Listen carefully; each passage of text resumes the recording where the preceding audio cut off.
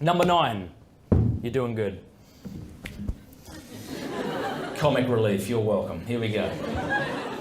Number 9. I can overcome this on my own.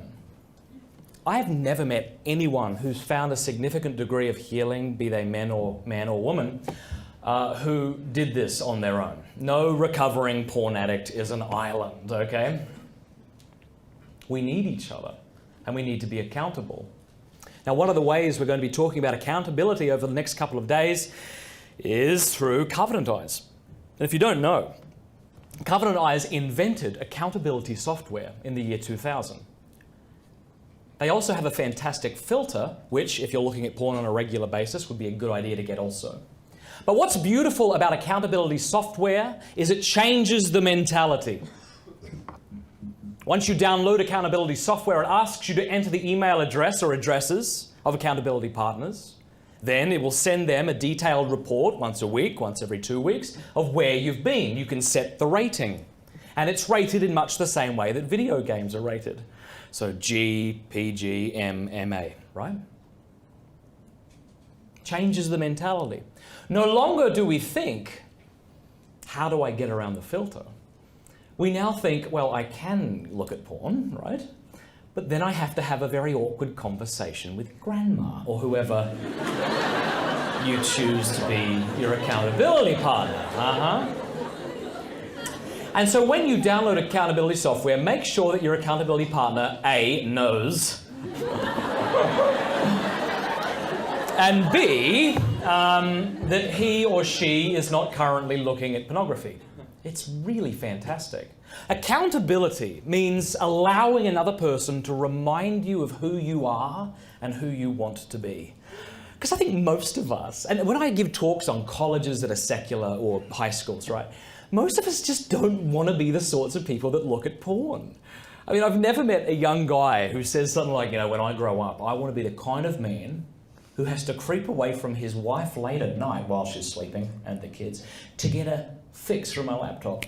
Like, no! We don't want these things. I've never met a girl who says, you know, when I'm a mother, I need to get really good at clearing my history because I don't want my kids to find the porn that I'm looking at. No, she would just say, I just don't want to be. Simply don't want to be this kind of woman. So having somebody in your life who can remind you of that is a really, really good idea. How frankly can I put it without being offensive? Let me say a few things. I have people call me, people that you would have heard of who are kind of Catholic leaders in America or Catholic speakers. And I had one bloke call me recently and he said, Matt, I'm an idiot. And I said, I know, but why? It wasn't Stefanic. I said, why? And he said, I tell everybody to get Covenant Eyes, and I never got it for my kid, and I just found out he's been looking at porn for last year. And I said to him, you are an idiot. Yes, that was an idiotic thing to do. If you're serious about recovery from pornography, Covenant Eyes isn't an option. It's something you will do. Does it require sacrifice? Yes. But if you're serious, you'll do it. If you're not serious, don't do it. If you want to become addicted to porn, definitely don't get Covenant Eyes because it will put a severe roadblock in your path to enslavement. Get it. Now, the folks at Covenant Eyes are very good people. I was chatting with the bloke who invented it, and I said, what about those who can't afford it? I mean, I know it's $8 a month. Come on. But I said, what about the people that can't afford it? He said, if they can't afford it, we'll give it to them. I said, that doesn't sound like a very healthy marketing strategy. He said, we're in it to save souls, not to make money. So if you legitimately can't afford it, Covenant Eyes has a hardship program. They'll give it to you for 3 months at a time. They'll email you, check in with you. If you can begin to support it, then good. No questions asked. We really don't have an excuse. Over the next couple of days, you'll be learning much more about it. All right, are you ready for probably the most important part of the talk, now that you're tired? Do you want me to tell you a joke?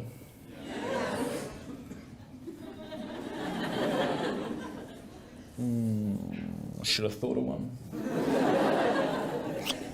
Do you want... All right, I'm going to tell you the most embarrassing thing that ever happened to me on this campus. This is not so much funny as it is just, you know, me trying to be real with you. I have never said this in a talk before, and I will probably never do it again, so it's a good thing they're filming it. All right, check it out. So I do a lot of youth conferences, and in 2012, Scott Hahn invited me to come and speak at the Apologetics conference here. So after 2 youth conferences, you know, a little different vibe, I show up into this room and all of my heroes are there. You know, Janet Smith, Ralph Martin, and Patrick Madrid, Scott Hahn, Kimberly Hahn, other people that obviously weren't that important to me.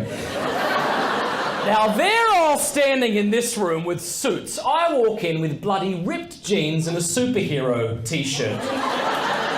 And I felt like I would have rather been naked. Do you know what I mean? Sorry. I felt so stupid. And they were all very kind about it. Oh, yeah, I got the youth thing going on.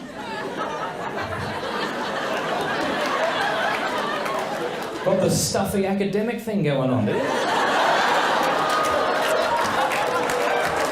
All right, so this is what happens. I'm feeling really bad. And I sit down, you know. Well, food hadn't come out yet. I'm sitting down, and someone brings in this buffet line, brings in the buffet food. And I went up first, because I'm considerate. And I began to scoop stuff onto my plate, you know, like a champion. And I'm getting the rice, and I put it on the plate, and I lay the big spoon down. And I don't know if this has ever happened to you. I put it down, and it kind of flipped a little bit because of the weight. And it dropped some rice on the ground. And I've got a decision to make. Scott Hahn is waiting for his rice. All right, what do I do? Kimberly's right behind me. I'm like, okay, here's your options, Matt. This is happening in like milliseconds. Get down and clean it up. And like, I'm thinking, well, is it worth that kind of thing? Oh, excuse me, everybody, let's just stop. Let me get down and clean, you know. And then I'm thinking, well, it's not that big of a mess. I'll just leave it. So I went through the line, sat down. As I went to eat before praying, I looked over and saw Kimberly on her hands and knees picking up my crap!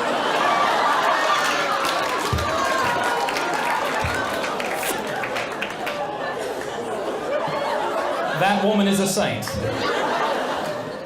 Me not so much. Now, at this point, I have another decision to make. Think if you were in my shoes. Let's face it, Birkenstocks. All right, now what have you done? I'm like, I have 2 options.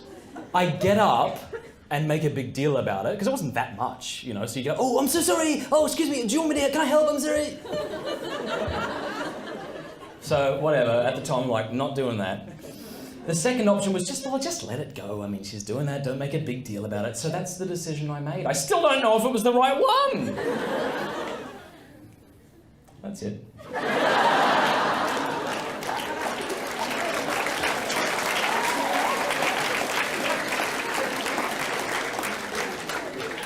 To this day, I'm terrified to ask Scott for an endorsement. He dresses like a hobo, throws food around.